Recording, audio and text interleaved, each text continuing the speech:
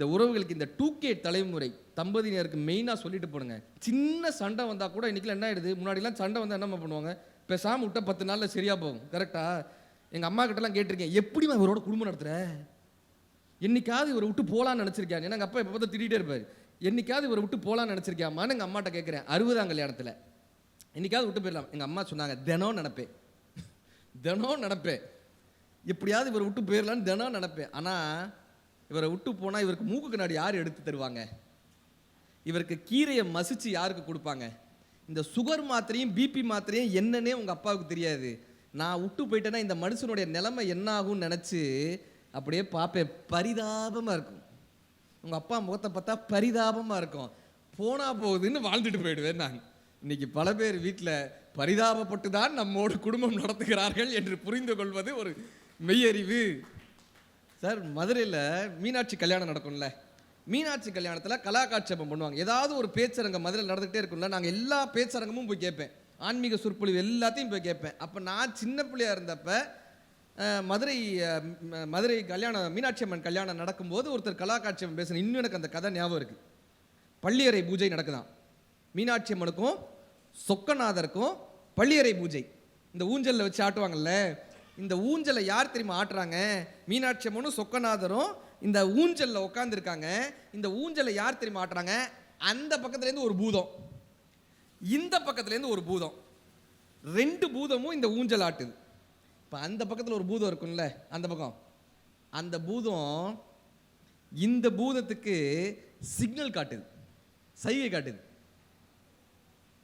சிவபெருமானுடைய தலையை பாரு, சிக்னல், சிவபெருமான் தலையை பாரு, சிவபெருமானுடைய தலையை பாரு. இந்த பூதம் என்ன, சிவபெருமான் தலையை பாரு. இந்த பூதம் எட்டி பார்க்குது சிவபெருமான் தலையை. பார்த்தா தலையில் அங்கே கங்க அங்கே கங்க அங்கே கங்க சிகப்பு சிகப்பா சிகப்பு சிகப்பா சிகப்பு சிகப்பா இருக்கு. இந்த பூதம் யோசிக்குது, சம்பந்தமே இல்லாமல் இந்த சிவபெருமான் எதுக்கடா ஹேர் கலரிங் பண்ணிட்டு வந்திருக்காரு, பள்ளியறை பூஜைக்கு எதுக்கடா இவர் ஹேர் கலரிங் பண்ணிட்டு வந்திருக்காரு. எப்படி இந்த பூதம் கேட்குது, எப்படி சிகப்பு சிவப்பாக வந்துச்சு, எப்படி சிவப்பு சிவப்பாக வந்துச்சு. அந்த பூதம் அங்கேயிருந்து சொல்லுது, மீனாட்சி அம்மன் காலை பாறேன், காலை பாறேன். இந்த காலில் நலுங்கு போட்டிருப்பாங்கல்ல, இந்த நலுங்கு சிவப்பு கலரில் போட்டிருப்பாங்கல்ல, அந்த நலுங்கு அங்கே கங்க அங்கே கங்க அங்கே கங்க அழிஞ்சு போயிருக்கு. என்ன தெரியுமா விஷயம், பள்ளியறை பூஜைக்கு வர்றதுக்கு முன்னாடி தலைவர் காலில் விழுந்துட்டு வந்திருக்காரு. பள்ளியறை பூஜைக்கு வர்றதுக்கு முன்னாடி தலைவர் ஏதோ ஒரு தப்பு பண்ணி காலில் விழுந்துட்டு வந்திருக்காரு. இந்த அதனால அந்த மீனாட்சி அம்மனுடைய அந்த சிகப்பெல்லாம் தலையில் ஒட்டிக்கிச்சான். சொக்கநாதராகவே இருந்தாலும் மீனாட்சியினுடைய காலில் விழுந்தால்தான் வாழ்க்கை சிறப்பாக இருக்கும் என்று கற்றுக் கொடுத்த மண் எங்கள் மதுரை மண். வாழ்க்கையில் ஜெயிக்கணும்னா மனைவியிடம் தோற்கலாம் என்று கற்றுக்கொள்வது மெய்ப்பொருள். நீயா சார், ஒரு பையன் போய் அப்பாட்ட கேட்டிருக்கான், அப்பா நீ அம்மாவை லவ் பண்ணவே இல்லையாப்பா, லவ் பண்ணவே இல்லையாப்பா, ஏன்டா அப்படின்னு இருக்காரு. இன்றைக்கெலாம் என்னென்னா சார், எல்லாருமே ஒரு செல்ஃபி எடுத்து ஐ லவ் மை ஹப்பி அப்படின்னு போட்டுக்கிறது ஒரு சிறப்பு. நம்ம கரெக்டாக பிறந்தநாள் வந்துச்சுன்னா அப்படி ஒரு ஃபோட்டோ எடுத்து போட்டுக்கிறாங்க. இந்த 2K தலைமுறையினர் ஐ லவ் மை ஹப்பி அப்படின்னு ஸ்டேட்டஸ் போடுறாங்க. வீட்டில் சோறு போட மாட்டாங்க, ஸ்டேட்டஸ் போட்டு ஐ லவ் மை ஹப்பி அப்படின்னு ஊருக்கே சொல்கிறோம்.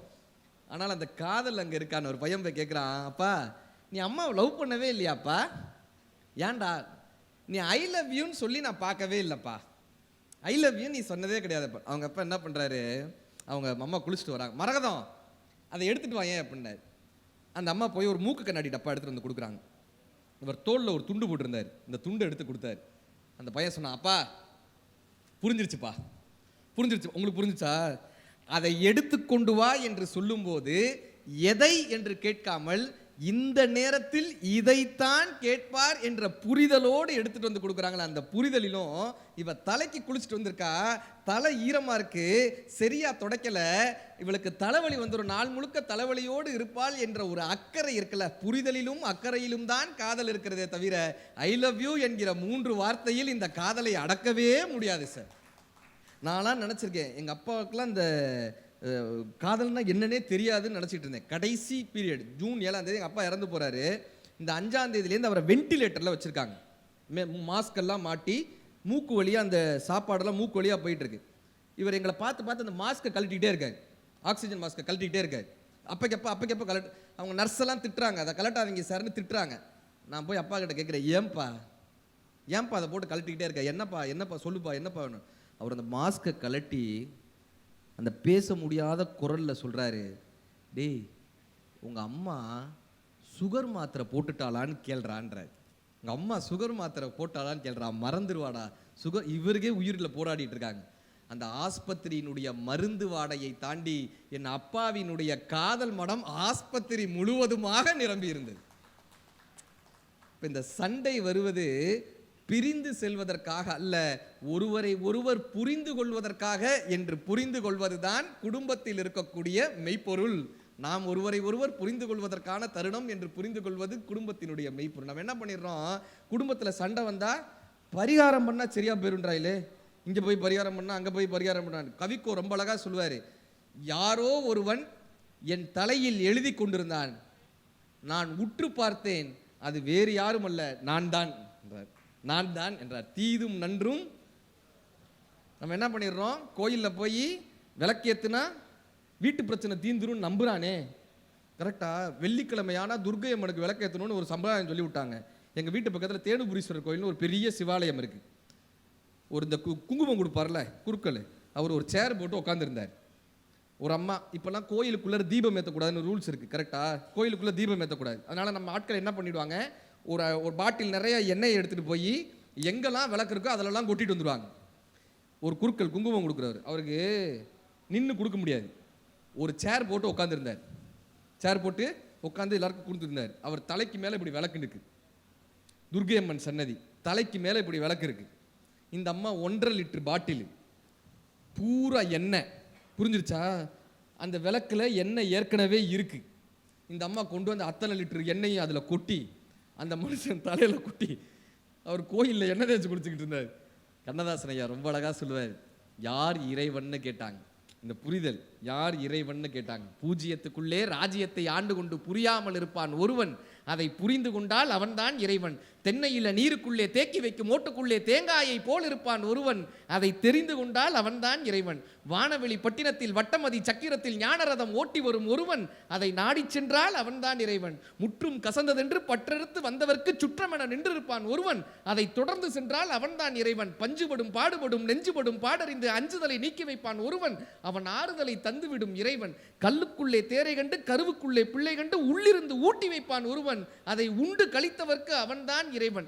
கோழிக்குள்ளே முட்டை வைத்து முட்டைக்குள்ளே கோழி வைத்து வாழைக்கும் கன்று வைத்தான் ஒருவன், அந்த ஏழையின் பெயர் இந்த உலகில் இறைவன். நீருக்குள்ளே குளிர்ச்சி வைத்து நெருப்புக்குள்ளே சூடு வைத்து கருப்புக்குள்ளும் வெண்மை வைத்தான் ஒருவன், உள்ளம் கனிந்து கண்டவர்க்கு அவன்தான் இறைவன். சின்னஞ்சிறு சக்கிரத்தில் ஜீவன்களை சுற்ற வைத்து தன்னை மறந்தே அமர்ந்திருப்பான் ஒருவன், அவன் தடம் தெரிந்தால் அவன்தான் இறைவன்.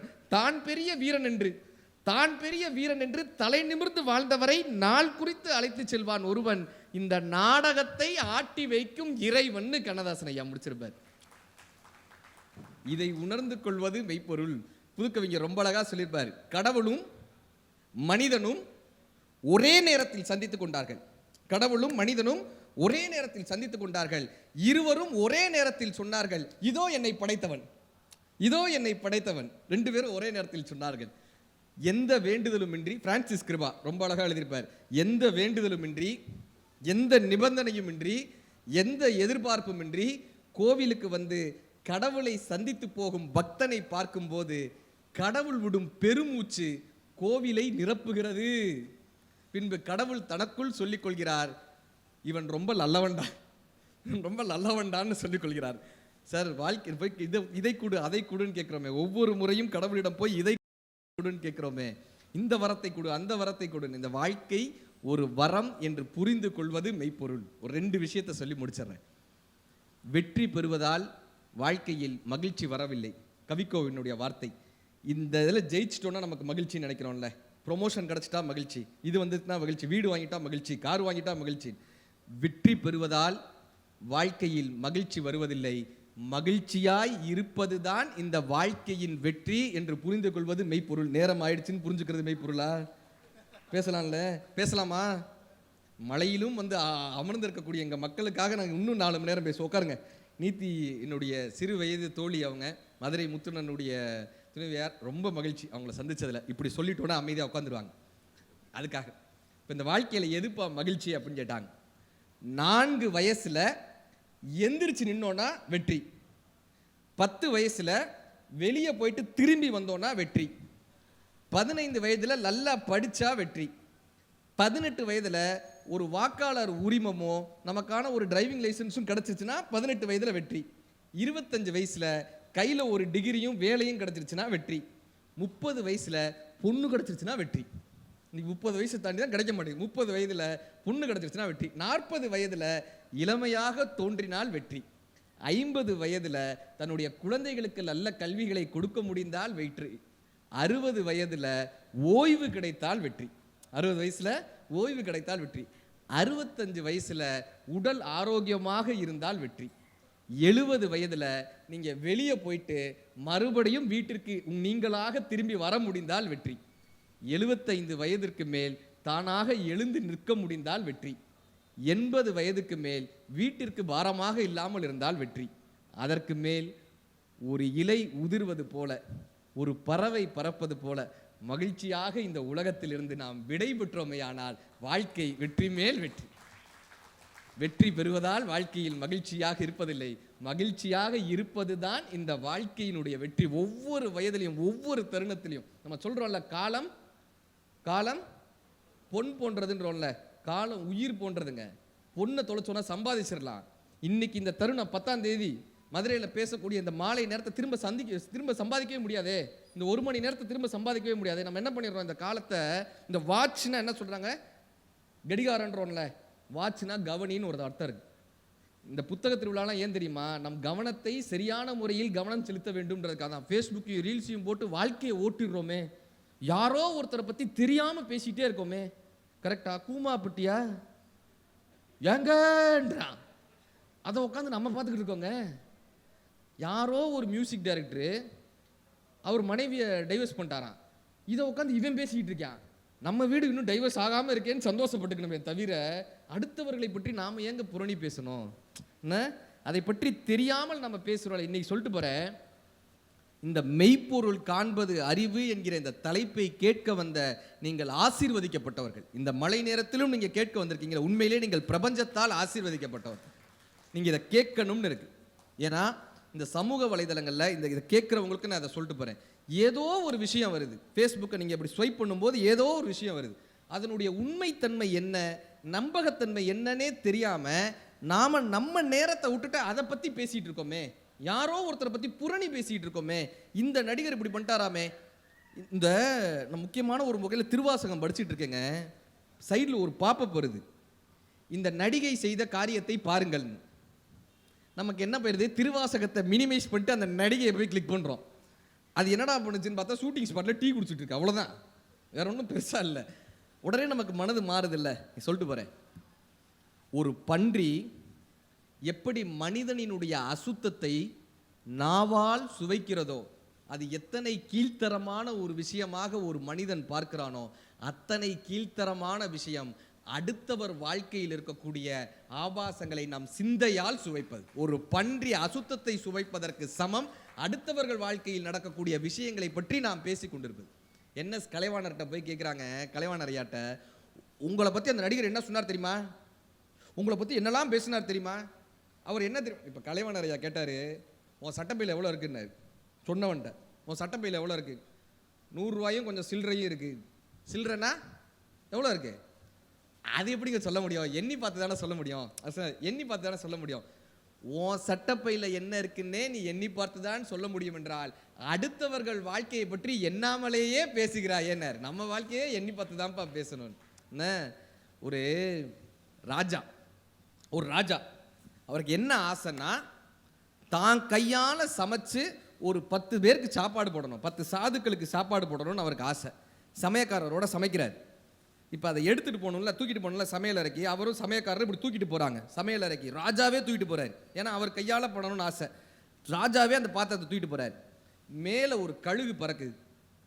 இந்த கழுகினுடைய காலில் ஒரு பாம்பு இருக்குது. இந்த பாம்பு வாயிலேருந்து விஷம் அந்த கரெக்டாக அந்த பாத்திரத்தில் கொட்டிடுச்சு. இது யாருக்கும் தெரியாது. இவங்க அதை பரிமாறிட்டாங்க. சாப்பிட்ட 10 சாதுக்களும் செத்து போயிட்டாங்க. இப்போ சித்திரகுப்தன் போய் யமதர்மன்ட்ட கேட்குறாரு, இந்த 10 பேர் இறந்து போனாங்கல்ல, இந்த பாவத்தை யார் பேரில் எழுதுறது? இந்த ராஜா பேரில் எழுதவா, சமைச்சவர் பேரில் எழுதவா, இல்லை இந்த கழுகோட பேரில் எழுதவா, கீழே இருந்த பாம்போட பேரில், இந்த பாவத்தை யாருடைய கணக்கில் எழுதுறது? இப்போ யமன் சொன்னார், எனக்கே கொஞ்சம் குழப்பமாக தான் இருக்குது, கொஞ்ச நாள் பொறு, நான் சொல்கிறேன் யார் பேரில் எழுதலான்னு, கொஞ்ச நாள் பொறு நான் சொல்கிறேன்ட்டார். இப்போ இந்த ராஜாவுக்கு ஒரு பெரிய கஷ்டமாக இருந்துச்சு. என்னடா இது 10 பேர் இறந்து போயிட்டாங்களே, என்ன பண்ணுறதுன்னு குரு கிட்ட கேட்டார், குலகுருகிட்ட கேட்டார். குரு சொன்னார், எப்பயும் 10 பேருக்கு சாப்பாடு போட்டியா, இனிமே அன்னச்சத்திரம் திறந்து யார் எப்போ வந்தாலும் சாப்பாடு போடுங்க, எப்பயுமே உங்கள் நாட்டில் சாப்பாடு இருக்கும், ஃப்ரீ அன்னதானம், தொடர்ந்து அன்னதானம், 24 மணி நேரம் அன்னதானம் பண்ணிப்பான்ட்டார். இவர் தொடர்ந்து நிறைய சத்திரங்களை ஓப்பன் பண்ணுறாரு, நாடு முழுக்க சத்திரங்களை ஓப்பன் பண்ணுறாரு, யார் வேணாலும் வந்து சாப்பிட்டு போகலான்னு தொடர்ந்து சத்திரங்களை ஓப்பன் பண்ணுறாரு. இப்போ வெளிநாட்டிலேருந்து ஒரு 5 சாதுக்கள் வராங்க இவர் நாட்டுக்கு. வரும்போது இந்த நாட்டினுடைய எல்லையில் ஒரு வீடு, ஒரு கிளையை உட்காந்து பாத்திரம் தேய்ச்சிக்கிட்டு இருந்துச்சு, ஒரு பாட்டி போய் பாத்திரம் தேய்ச்சிக்கிட்டு இருந்துச்சு. இந்த வந்த சாதுக்கள் கேட்குறாங்க, ஏன் பாட்டி பாட்டி இந்த ராஜா சாப்பாடு போடுறாராமே, எல்லாருக்கும் சாப்பாடெல்லாம் போடுறாராமே, அன்னதானம், நாங்கள் ரொம்ப தூரத்துலேருந்து வரோம், பசிக்குது, இந்த ராஜா சாப்பாடு போடுறாருல, அந்த அன்னதான சத்திரம் எங்கே இருக்குன்னு. இப்போ இந்த பாட்டி பாத்திரம் தேய்ச்சிக்கிட்டே சொல்லிச்சு, ராஜா சாப்பாடெல்லாம் எல்லாத்தையும் போடுவாராம், ஆனால் அதை சாப்பிட்டவங்கெல்லாம் செத்து போயிடுவாங்களாம், அப்புறம் உன் விருப்பம் அப்படின்ட்டுச்சு. இப்போ யமதர்மன் சித்திரகுப்தனை கூப்பிட்டாரு, அந்த பாவ கணக்கு யார் பேரில் எழுதணும்னு கேட்டேல, இந்த கிளவி பேரில் எழுது, இந்த கிளவி பேரில் எழுது. என்னன்னே தெரியாமல் அடுத்தவங்களுடைய வாழ்க்கையில் மூக்க நுழைச்சு அதை பற்றி ஒரு கருத்து சொல்லுது பார்த்தியா, இந்த கிளவி பேரில் அந்த பாவ கணக்கை எழுதுனாராம். அடுத்தவர்களை பற்றி தெரியாமல் பேசுவது என்பது தான் அவர்களுடைய தேவையில்லாத விஷயங்களை பேசுவது, நாம் அவர்கள் அசுத்தத்தை சுவைப்பதற்கு சமம் என்று புரிந்து கொள்வது மெய்ப்பொருள், அது மெய்யறிவு. சரி சார், நான் யாரை பற்றியும் பேசலை, என்னையை பற்றி பேசுகிறானே, எனக்கு ஒரு கமெண்ட் போடுறானே, என்னையை பற்றி என்னை சுற்றி இருக்கவங்க விமர்சனம், இது எல்லாருக்கும் இருக்கிறது தானே, என்னையை பற்றி என் உறவுகளில் இதை சொல்லிட்டாங்களே, நான் யாரை பற்றியும் பேச மாட்டேங்க, என்னையை பற்றி சொல்கிறாங்களே. சமீபத்தில் ஆஸ்திரேலியாவில் ஒரு போட்டி நடத்துகிறாங்க, ஒரு சிறுத்தை, அந்த சிறுத்தையோட 10 நாய்கள், இந்த 10 நாயும் சிறுத்தையை நிகராக எந்த நாய் ஓடுதுன்னு பார்க்கணும், இதுதான் காம்படிஷன். சிறுத்தையை ஒரு கூண்டில், 10 நாய்களை ஒரு கூண்டில், சிறுத்தை இருக்கு கரெக்டாக ரெடியாக இருக்கு, 10 நாய்களும் யார் சிறுத்தைக்கு நிகராக ஓடுறாங்க அப்படின்னு ஒரு போட்டி. ஓட்டப்பந்தயத்துக்கான அந்த விசில் ஊதப்படுது, கூண்டுகள் எல்லாம் திறக்குது, 10 நாய்களும் வேகமாக ஓடுச்சு, சிறுத்தை நகரவே இல்லை, அப்படியே ஸ்டைலாக நின்றுச்சு, சிறுத்தை நகரவே இல்லை, கம்பீரமாக நின்றுச்சு, அப்படி கம்பீரமாக நிற்கிது. எல்லாம் யோசிக்கிறாங்க, நாய் வேகமாக ஓடுது, சிறுத்தை கம்பீரமாக நிற்கிது. என்ன தெரியுமா அர்த்தம்? இந்த சிறுத்தை சொல்லாமல் சொன்னதுக்கான காரணம் என்ன தெரியுமா? நான் சிறுத்தை நாய்களோடு போட்டியிடுவதில்லை, நான் சிறுத்தை என்பது எனக்கு தெரியும், நான் வேட்டையாடுவதற்கு மட்டும்தான் ஓடுவேனே தவிர நாய்களோடு போட்டியிடுவதற்கு நான் ஓடுவதில்லை, நான் சிறுத்தை என்பது எனக்கு தெரியும், அதை எந்த நாயிடமும் நிரூபிக்க தேவையில்லை என்று சிறுத்தை கம்பீரமாக நின்ற ஒரு காட்சியை நம்ம பார்க்க முடிஞ்சது. ஆக இந்த மெய்ப்பொருள் என்பது என்னன்னா, நம்முடைய பலம் என்ன என்று நமக்கு தெரிந்துவிட்டால், நாம் சிறுத்தை என்பது நமக்கு தெரிந்துவிட்டால், இந்த வாழ்க்கை அற்புதமான ஒரு வாழ்க்கை. இந்த ராமாயண கலாகாட்சேபம் பண்ணுவாங்கல்ல, ராமாயண கதைகள்லாம் சொல்லுவாங்கல்ல, அந்த ராமாயண கதை சொல்லும்போது ஒரு அற்புதமான ஒரு கதை சொல்லுவாங்க. கதையில் சும்மா கதை சொல்லும்போது சொல்லுவாங்க, அனுமன் சீதையை தேடி பறந்து போனாராம், தேடி பறந்து போனார். அப்போ அந்த பாதை சொல்லக்கூடிய முனிவர்கள்லாம் சொன்னாங்களாம், பா அனுமரே, நீங்கள் சீதையை தேடி போகிறீங்க, ஒருவேளை உங்களுக்கு தாகம் ஏற்பட்டுச்சுன்னா கிருஷ்ணைன்னு ஒரு நதி வரும், அங்கே தண்ணி குடிச்சுக்கங்க, அங்கே குளிச்சுக்கங்க, அதுக்கப்புறமா வைகைன்னு ஒரு நதி வரும், அந்த பக்கம் மட்டும் இறங்கிறாதீங்க, இந்த வைகை நதி பக்கம் மட்டும் இறங்கிறாதீங்க. இவர் ஏன்னு கேட்டிருக்காரு, இந்த வைகை நதியை சுற்றி தமிழ் புலவர்கள் தமிழ் பாடி கொண்டிருப்பார்கள், தமிழை கேட்டால் நீ மயங்கி விடுவாய், மதுரை மாநகரிலேயே தங்கி விடுவாய், சீதையை தேடி செல்ல மாட்டாய், அதனால் வைகையில் மட்டும் இறங்கி விடாதேன்னார்களாம். அப்படி தமிழ் பாடி அத்தனை பேரையும் தங்க வைக்கக்கூடிய இந்த மதுரை மக்களுக்கு ஒரு மிகப்பெரிய ஒரு நன்றி. இந்த மேடைக்கு இந்த பக்கம் இருப்பவர்கள் ஏதோ பெரிய அறிவாளிகள் மாதிரியும், மேடைக்கு அந்த பக்கம் இருப்பவர்கள் அறிவுரையை கேட்க இந்த மாதிரியான பிம்பமே கிடையாது. இது சொந்தங்களுக்கு மத்தியில் பேசக்கூடிய ஒரு நிகழ்வாகவும், இந்த புத்தக திருவிழாவுக்கு வந்திருக்கக்கூடிய அத்தனை பேருமே மிகப்பெரிய அறிஞர்கள் தான். இந்த மதுரையினுடைய சிறப்பே என்னன்னா, தினமும் இந்த ஊரில் ஏதாவது ஒரு போட்டி நடந்துக்கிட்டே இருக்கும். தினமும் ஒரு மன்றத்தில் ஒரு பேச்சு நடந்துகிட்டே இருக்கும், தினமும் ஒரு இலக்கிய கூட்டம் நடந்துகிட்டே இருக்கும். அந்த வாசிப்பு இருக்கிறதுனால தான் ஐயாவால் பேச முடியுது. போட்டி வளர்க்கும் மன்றங்களும் இசை நீட்டி முழக்கும் பேச்சொலியும் நெஞ்சை அள்ளும் வளை ஒளியும் தொடர்ந்து கேட்கும் எழில் மதுரை கண் தூங்காதிருக்கும் தொழில் மதுரைன்னு வாங்க இல்லை, ஏதாவது ஒரு போட்டி நடந்துகிட்டே இருக்கும். அப்படி எல்லாருமே அறிஞர்கள் தான், நம்ம பேசலாம், தாராளமாக பேசலாம். இந்த புத்தகம் எழுத்தை சிறைப்படுத்தி மனிதனை விடுதலை செய்கிறது. நாங்கள் எழுத்தை சிறைப்படுத்தி மனிதனை விடுதலை செய்கிறது. சார், இப்போ ஒரு இருட்டான ரூமுக்குள்ளே போகிறோம், என்னவா இருக்கும்? இருட்டு அறைக்குள்ளே போனால் எப்படி இருக்கும்? பயமாக இருக்குமா? இருட்டான ரூமுக்குள்ளே போனால் எப்படி பயமாக இருக்கும்லக்கா? கரெக்டா? ஏன் பயமாக இருக்கும்? பேய் இருக்குமா? நம்மளோடைய அது இருட்டான அறைக்குள்ளே போகும்போது ஏன் நமக்கு பயமாக இருக்குது? அங்கே ஏதோ ஒன்று நம்ம கற்பனை பண்ணிக்கிறோம்ல, இங்கே பேய் இருக்கலாம், இங்கே பிசாசு இருக்கலாம். ஏன்னா அந்த அறையில் என்ன இருக்குன்னு நமக்கு தெரியாது. தெரியாத காரணத்தினால இந்த மூளை என்ன பண்ணுது, இங்கே இதெல்லாம் இருக்கலாமோ என்கிற ஒரு கற்பனையில் எதையெல்லாமோ அங்கே போட்டு நிரப்பி கொள்ளுது. கரெக்டா? அதனால் நமக்கு பயமாக இருக்குது. இப்போ இந்த பயம் போகணுன்னா என்ன பண்ணுறோம்? ஒரு டார்ச் இல்லை, ஒரு டார்ச் அடித்தோன்னா ஒரு வெளிச்சம் வந்துடுதா? வெளிச்சம் வந்தோடனே என்ன தெரியுது? இந்த அறையில் சேர் இருக்குப்பா, இந்த அறையில் டேபிள் தான்ப்பா இருக்குது, இந்த அறையில் இதெல்லாம் இருக்குன்னு நமக்கு தெரிய வருதா? தெரிய வந்தோடனே அந்த பயம் போயிடுதா? அந்த பயம் போயிடுதா? இந்த வாழ்க்கை என்பது ஒரு இருட்டான அறை. நாளை என்ன நடக்கப் போகிறது என்று நமக்கு தெரியாது, நாளை எதுவாக இருக்க போகிறது என்று நமக்கு தெரியாது. இந்த இருட்டான அறை நமக்கான பயத்தை கொடுத்து கொண்டே இருக்கிறது. இந்த புத்தகம் என்கிற விளக்கு வெளிச்சத்தை தருகிறது. யார் இந்த புத்தகம் என்கிற விளக்கை கையில் எடுத்துக்கொள்கிறார்களோ அவர்களுக்கு அறிவு என்கிற வெளிச்சம் பிறக்கிறது. இந்த வாழ்க்கையை கடந்து விடலாம் என்கிற நம்பிக்கையை இந்த புத்தகம் என்கிற ஆயுதம் நமக்கு தருகிறது. இது ஒரு வெளிச்சங்க. இந்த ஜெய்பீம் படத்தில் ஒரு பாட்டு வரும்ல, தலக்கோதும் இளங்காத்து சேதி கொண்டு வரும், மரமாகும் விதையெல்லாம் வாழ சொல்லித்தரும். இந்த தலையை கோவிட்டு போகக்கூடிய இந்த காற்று இருக்குல்ல, சாயந்தர நேரத்தில் வர்ற இந்த காற்று, இந்த தலையை கோவிட்டு 2 வார்த்தையை கொடுத்துட்டு போயிடுவாங்க காதில்.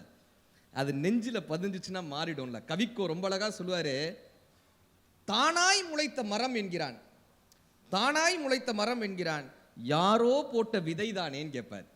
ஏதோ ஒரு விதை விழுந்தோனே தானே மாறுது, யாரோ போட்ட விதை தானே மரமாக மாற முடியும். ஒரு பையன் சார் கிட்ட கேட்டான், ஏன் சார் இந்த குடியிருப்பு பகுதிகளில் யானை புகுந்து அட்டகாசம், யானை புகுந்து அட்டகாசம்னு சொல்கிறாங்களே, நாம தானே யானை குடியிருப்பில் வீடு கட்டியிருக்கோம், கரெக்டா? யானை புகுந்து அட்டகாசம், யானை புகுந்து அட்டகாசம்னு சொல்கிறாங்க, நம்ம தானே அங்கே வீடு கட்டி வச்சுருக்கோம். அப்போ மனுஷனோட அட்டகாசம் தானே சொல்லணும். அது என்ன யானை புகுந்து, யானை வர்ற இடத்துல நாம் ஆசிரமம் கட்டி வச்சுக்கிறோம், யானை வர்ற இடத்துல நாம் வீடை கட்டி வச்சுட்டு யானை புகுந்து அட்டகாசம்ன்றாங்களே, இது சரியா சார்? இப்போ அந்த சார் சொன்னார், பா யானை படிக்கலை, யானைக்கு மொழி இல்லை, யானையால் உரிமையோடு போராட முடியாது. மனுஷன் படிச்சுட்டான், அவனுக்கு மொழி இருக்குது, அவனால் எழுத்து பயிற்சி இருக்குது. அதனால் நீங்கள் உங்கள் உரிமைக்காக போராட வேண்டும் என்றாலும் கூட படித்தால் மட்டும்தான், அந்த அறிவு கொண்டு போராடினால் மட்டும்தான் உங்கள் உரிமைக்காகவே போராட முடியும். படிப்பில்லாமல் போராடும் போது நீங்கள் உரிமைக்காக போராடினாலும் அது தீவிரவாதமாக மட்டும்தான் தெரியும்.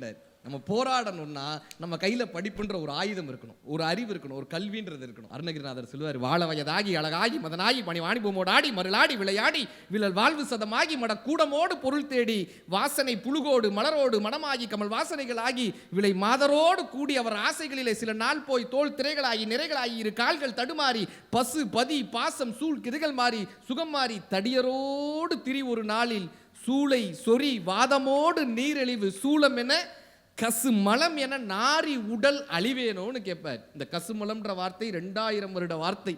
கசு மலம் என நாரி உடல் அழிவேனோன்னு கேட்பார். இந்த கசுமலமாக செல்லக்கூடிய இந்த மனித வாழ்க்கையை கற்பக தருவாக அத்தனை பேருக்கும் உபயோகப்படக்கூடிய ஒரு கற்பூரமாக மாற்றக்கூடிய அற்புதமான ஆயுதம் இந்த புத்தகம்.